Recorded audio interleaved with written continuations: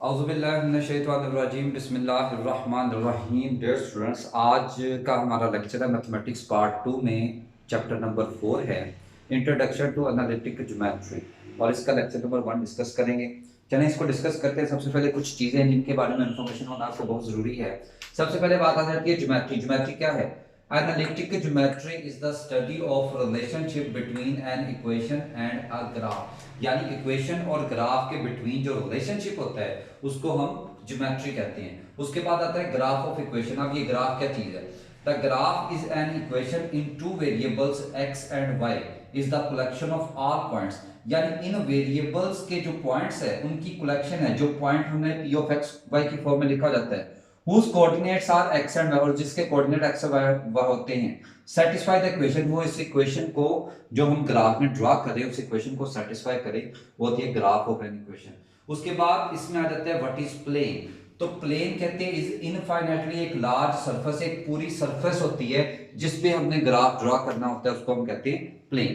उसके बाद नेक्स्ट आ जाता है कोऑर्डिनेट एक्सिस। तो स्टूडेंट्स आपने एक्सिस तो जानते हैं जिसमें ये हॉरिजॉन्टल लाइन होती है, ये एक्स एक्सिस को रिप्रेजेंट करती है, और वर्टिकल लाइन वाई एक्सिस को रिप्रेजेंट करती है। तो क्या कहते हैं? Draw in a plane two mutually perpendicular lines at x and x dash. ये हमारी एक लाइन होगी x and x dash, and y and y dash दूसरी लाइन होगी y एंड y डैश, और ये एक दूसरे पे परपेंडिकुलर हैं। वन इज हॉरिजॉन्टल, यानी ये जो एक लाइन है एक हॉरिजॉन्टल है और एक वर्टिकल है। जो हॉरिजॉन्टल है उसको हम रिप्रेजेंट करते हैं एक्स एक्सिस से, और जो वर्टिकल है उसको रिप्रेजेंट करते हैं y एक्सिस के। और two lines are called coordinate axis, और ये दोनों लाइंस हैं ये कोऑर्डिनेट एक्सिस कहलाती हैं।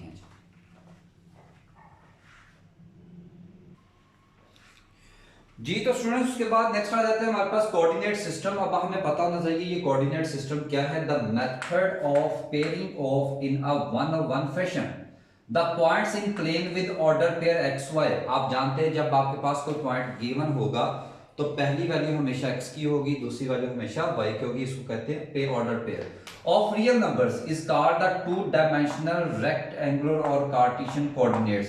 इसको टू डायमेंशनल रेक्टेंगुलर कोऑर्डिनेट्स भी कह सकते हैं और इसको कार्टेशियन कोऑर्डिनेट्स भी कहा जा सकता है। अब इस सारे सिस्टम के अंदर जो x है इसको हम कहेंगे एब्सिसा, y को कहेंगे ऑर्डिनेट कह सकते हैं या ऑर्डिनेंस कह सकते हैं, जो आपको इजी लगते हैं, और एक्स वाई हमारे होंगे कोऑर्डिनेट, और p ऑफ एक्स वाई जो पॉइंट होगा जिस पॉइंट पे वो कोऑर्डिनेट होगी इसको कहेंगे coordinate of a point in x y plane.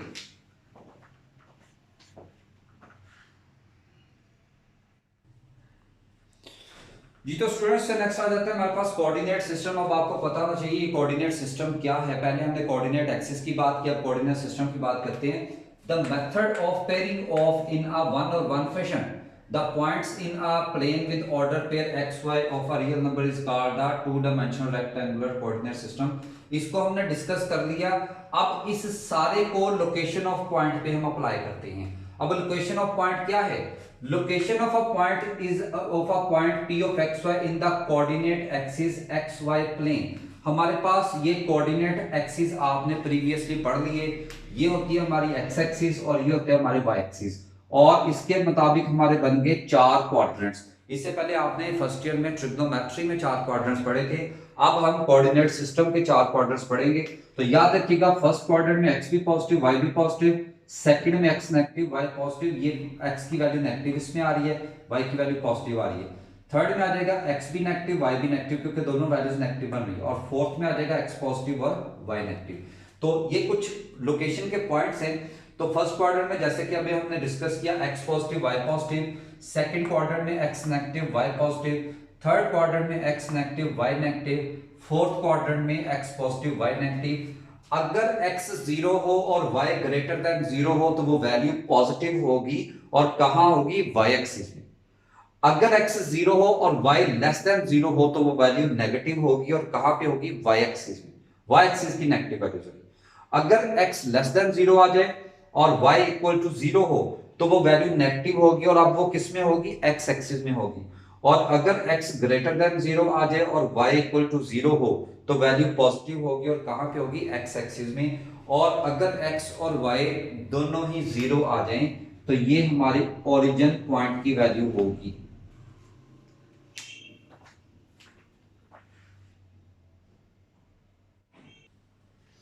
जी तो स्टूडेंट्स इसके बाद नेक्स्ट हमारे पास आ जाता है डिस्टेंस बिटवीन टू पॉइंट्स।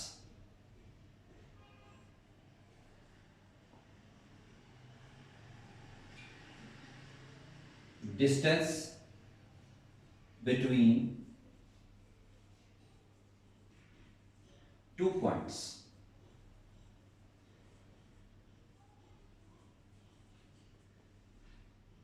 अब ये क्या चीज है? Late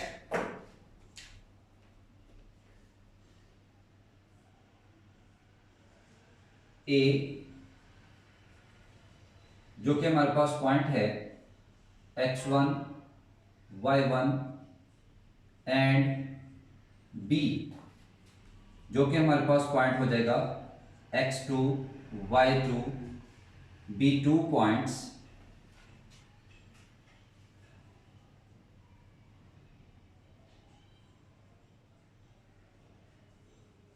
of a line. The distance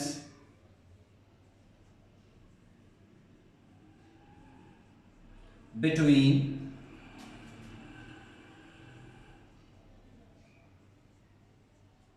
A to B is denoted by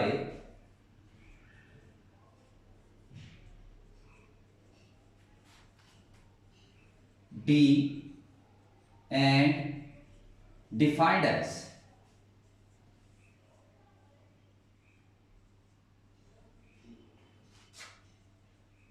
D is equal to AB modulus,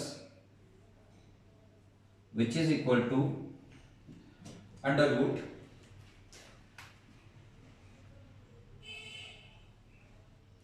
x2 minus x1 square plus y2 minus y1 square, या इसको ये भी लिख सकते हैं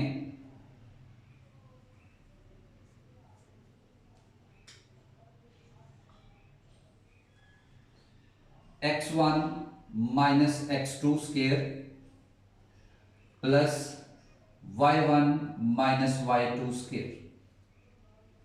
दोनों में से कोई भी फॉर्मूला यूज कर सकते हैं। उसके बाद नेक्स्ट आ जाते हैं मिड पॉइंट।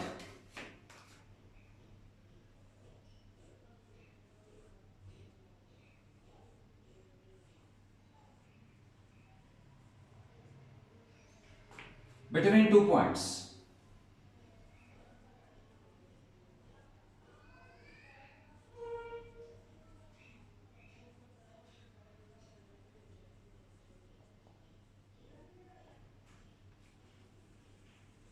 तो इसी तरह से हमने सपोज कर लिया let A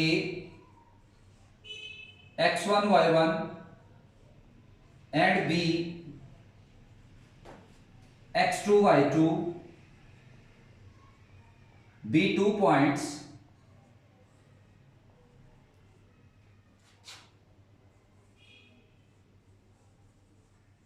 of a line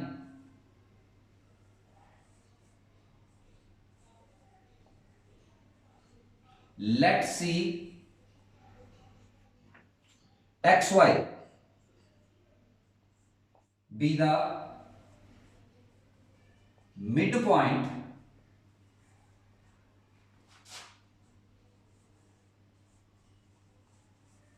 between A and B is defined as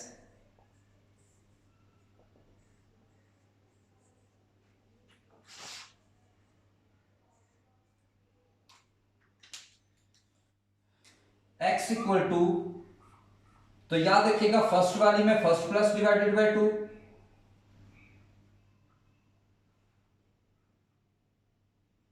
y equal to second में second plus divided by to.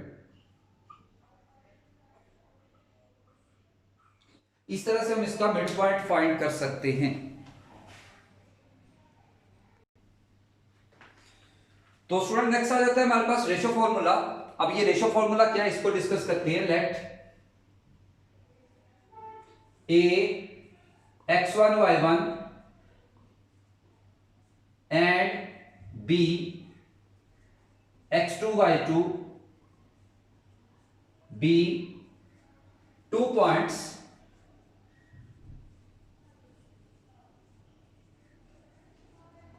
in a plane.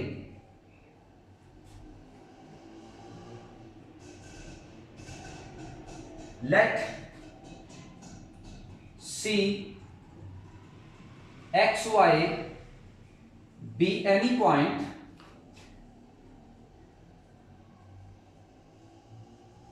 that divided AB A and B internally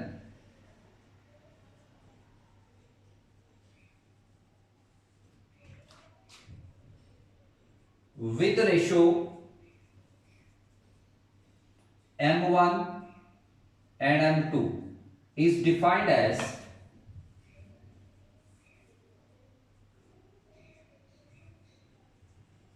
तो students यहां पे formula याद रखिएगा x equal to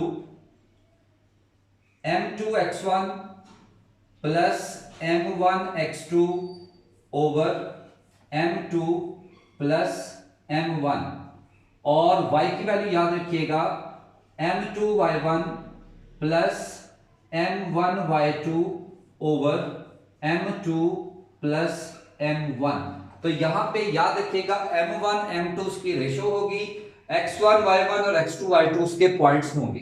तो यहां पे एक नोट भी याद रखना है, if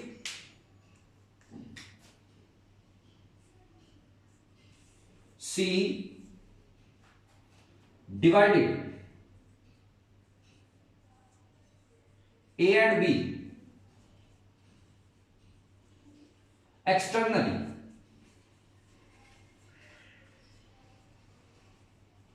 then the ratio formula is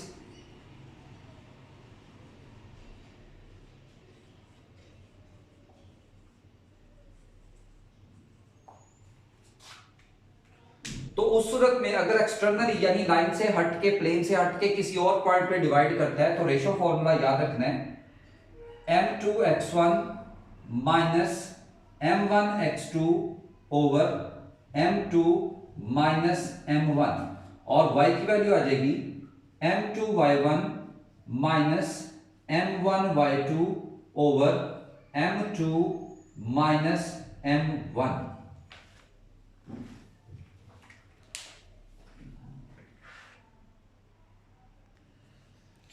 जी तो नेक्स्ट में क्वेश्चन नंबर 1 एक्सरसाइज 4.1 की बात करते हैं। Describe the location in a plane of the point P of x y for which पहला हमारे पास पार्ट है x modulus equal to minus y modulus. तो positive value can be equal to a negative value.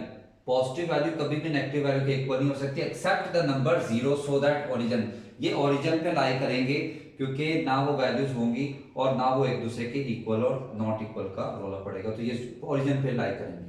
Next है x modulus is greater than equal to 3। इसका मतलब है कि plus minus x is greater than equal to 3, यानी यहां से हमारे पास दो वैल्यूज आ गई, एक x greater than equal to 3 आ गया और एक minus x greater than equal to 3 आ गया। माइनस को जब दूसरी तरफ लेके जाएंगे ये वैल्यू एज इट इज रहेगी x greater than equal to 3 और ये जब उस माइनस को दूसरी तरफ लेके जाते हैं तो ये कंडीशन बदल जाती है, x is less than equal to 3 यानी points on x axis less than और equal to -3 and greater than और इक्वल टू 3। उसके बाद नेक्स्ट पार्ट है x ग्रेटर देन 2 है और y इक्वल टू 2 है। तो पॉइंट्स इन फर्स्ट क्वाड्रेंट क्योंकि x ग्रेटर देन पॉजिटिव है और y इक्वल टू 2 है विद ऑर्डिनेट, वो ऑर्डिनेट क्या है 2 यानी y की वैल्यू 2 है and abscissa greater than 2, abscissa क्या है x वो है ग्रेटर देन 2।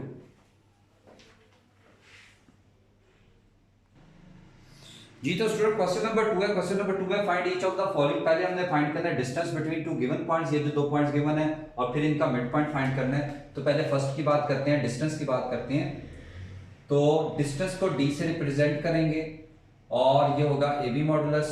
पहले हम फॉर्मूला लिख लेते हैं, under root x2 minus x1 square plus y2 minus y1 square. और जब भी आपके पास दो पॉइंट्स है तो याद रखिएगा पहले वाला x1 y1 को रिप्रेजेंट करेगा, दूसरे वाला x2 y2 को रिप्रेजेंट करेगा। वैल्यूज इसमें एज इट इज पुट करते हैं तो ये हमारे पास आ जाएगा अंडर रूट x2 माइनस 2 और x1 आ गया 3 का स्क्वायर, y2 आ गया -4, y1 -1 का स्क्वायर और अंडर रूट तो ये आ गया -5 का स्क्वायर प्लस -5 का स्क्वायर, तो ये बन गया 25 प्लस 25, तो ये आ जाएगा 50 अंडर रूट, और 50 अंडर रूट को हम लिख सकते हैं 5 इंटू अंडर रूट 2। इसी तरह से इसके सेकंड पार्ट की बात करते हैं, मिड पॉइंट होता है। तो मिड पॉइंट का फॉर्मूला हम लिख लेते हैं पहले, x equal to x1 plus x2 over 2, y equal to y1 plus y2 over 2। तो यहां से x की वैल्यू आ जाएगी, फर्स्ट पॉइंट में फर्स्ट प्लस 3 माइनस 2 हो जाएगा ओवर 2, और यहां से y की वैल्यू बन जाएगी सेकंड में सेकंड प्लस 1 माइनस 4 ओवर 2। तो यहां से x की वैल्यू आ गई 1 ओवर 2 और y की वैल्यू आ गई -3 ओवर 2। तो मिड पॉइंट बन गया हमारे पास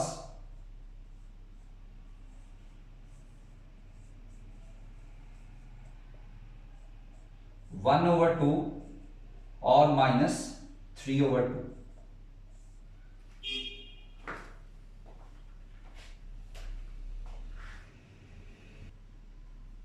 तो नेक्स्ट हमारे पास इसका बी पार्ट है। बी पार्ट में भी उसी तरह से डिस्टेंस डी से रिप्रेजेंट करेंगे और यह देगा ए बी मॉडुलस, और फॉर्मूला उसी तरह से under root x2 minus x1 square plus y2 minus y1 square. तो जब दो पॉइंट्स आपके पास गिवन हो तो पहले वाला x1 y1 दूसरा वाला x2 y2, तो यह देगा 2 और माइनस माइनस प्लस 8 का स्क्वायर, और यह आ गया -1 -3 का स्क्वायर। तो ये बन गया अंडर रूट 10 का स्क्वायर -4 का स्क्वायर।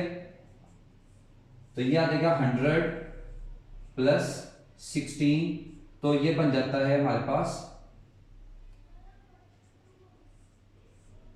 116। और उसके बाद इसका मिड पॉइंट है सेकंड पार्ट है इसका मिड पॉइंट। मिड पॉइंट के लिए उसी तरह से x की वैल्यू आ जाएगी x1 प्लस x2 ओवर 2, और y की वैल्यू हमारे पास आ जाएगी y1 प्लस y2 ओवर 2, और जब इसमें वैल्यूज पुट करेंगे तो -8 प्लस 2 ओवर 2, और y की बन जाएगी 3 माइनस 1 ओवर 2। तो यहां से x की वैल्यू आ गई -6 ओवर 2 और y की वैल्यू आ गई 2 ओवर 2। तो यहां से x आ गया -3 और y आ गया 1। तो हमारे पास मिड पॉइंट निकल आया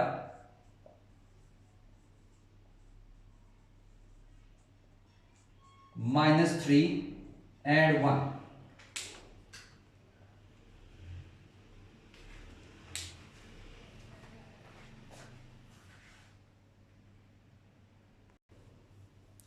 तो नेक्स्ट स्टूडेंट्स हमारे पास है question number 4, show that the points A B and C are vertices of a right triangle. तो स्टूडेंट्स आपको याद होगा राइट ट्रायंगल कुछ इस शक्ल की होती है।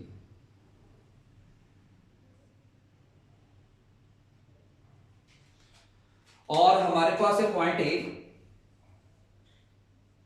और वो है 0 2, पॉइंट बी है √3 एंड -1, और पॉइंट सी है 0 और -2। अब स्टूडेंट्स इसमें गौर करें कि राइट ट्रायंगल में हमारे पास एक होता है हाइपोटेन्यूज, एक होती है बेस, एक होता है परपेंडिकुलर। लेकिन हमारे पास सिर्फ पॉइंट्स गिवन, इनमें से हमारे इल्म में नहीं है कि 3 पॉइंट्स का मतलब 3 लाइंस होती है, ये तो अंडरस्टूड बात है। हमें नहीं पता कि इन इन तीनों में से कौन सी लाइन बेस है, कौन सी लाइन परपेंडिकुलर है, कौन सी लाइन हाइपोटेन्यूज है। ऐसी सूरत में हमारे माइंड में आता है पाइथागोरस थ्योरम। पाइथागोरस थ्योरम हम जानते हैं, हाइपोटेन्यूज का square is equal to perpendicular square plus base square. तो यहां पे मसला अभी भी वैसे का वैसे ही है। हमें पाइथागोरस थ्योरम तो पता है कि hypotenuse square is equal to perpendicular square plus base square, लेकिन अभी भी हमारे पास ये मेंशन नहीं है कि हमारे पास कौन सी लाइन है जो हाइपोटेन्यूज है, कौन सी लाइन है वो परपेंडिकुलर है, और कौन सी लाइन है वो बेस है। लेकिन अगर आप इस रिजल्ट को गौर से देखें, दो साइडों के स्क्वायर का सम तीसरी के इक्वल आता है। अगर दो साइडों के स्क्वायर का सम तीसरी के इक्वल आ जाता है तो इट मींस ये राइट ट्रायंगल के पॉइंट्स हैं, और अगर वो नहीं आता तो इट मींस ये राइट ट्रायंगल के पॉइंट्स नहीं है। हमारे पास 3 पॉइंट्स हैं, पहले तीनों पॉइंट्स से हम पहले 3 साइड्स फाइंड करते हैं। पहले हम फाइंड करेंगे साइड ए बी। तो स्टूडेंट्स फॉर्मूला वही यूज करेंगे, ए और बी। ये हो गया x1 y1, ये हो गया x2 y2, तो ये आ जाएगा x2 minus x1 square plus y2 minus y1 square और पूरे का स्क्वायर रूट। तो ये आ जाता है अंडर रूट ये 3 का स्क्वायर प्लस माइनस 3 का स्क्वायर, और ये आ जाता है अंडर रूट 3 प्लस 9, और this is equal to under root 12। ये हमने एक साइड फाइंड कर ली। उसके बाद नेक्स्ट बात करते हैं, पहले हमने ए और बी किया, फिर हम बात करते हैं बी एंड सी। अब बी और सी का डिस्टेंस फाइंड करते हैं। तो बी और सी का डिस्टेंस क्या होगा, अब ये x1 y1 है और ये x2 y2 है, तो डिस्टेंस फॉर्मूला अप्लाई करें, x2 minus x1 square plus y2 minus और माइनस प्लस y1 स्क्वायर और होल अंडर, और ये बन जाएगा माइनस अंडर रूट 3 का स्क्वायर प्लस माइनस 1 का स्क्वायर। तो ये स्क्वायर अंडर रूट कैंसिल, ये हो जाएगा 3 प्लस 1, ये बन गया अंडर रूट 4, और अंडर रूट 4 को हम लिख सकते हैं 2। अब हमने दो साइड फाइंड कर ली, पहले ए बी फाइंड कर ली, फिर बी सी फाइंड कर ली। अब हम फाइंड करेंगे ए एंड सी। तो ए सी साइड क्या होगी इसमें,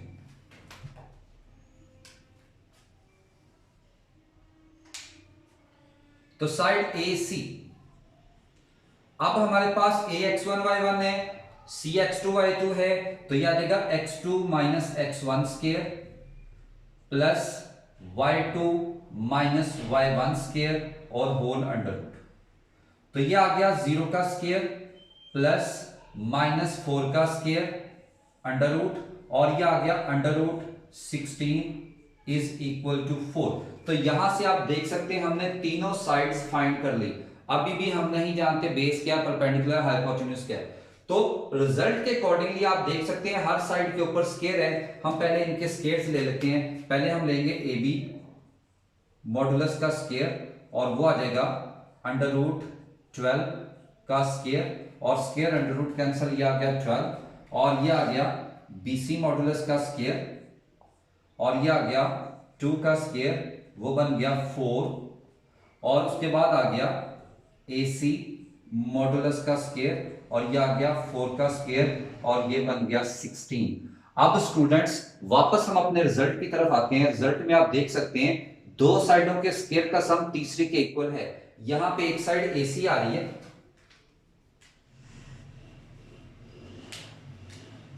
जो ए सी साइड है इस वैल्यू, इसके डिस्टेंस का स्क्वायर ये इक्वल आ रहा है ए बी प्लस ए सी, यानी ये हमारे पास है 16, और ये आ रहा है 12, और ये आ रहा है 4, और आप देख सकते हैं यहां पे हमारा पाइथागोरस थ्योरम प्रूफ हो रहा है। हैंड्स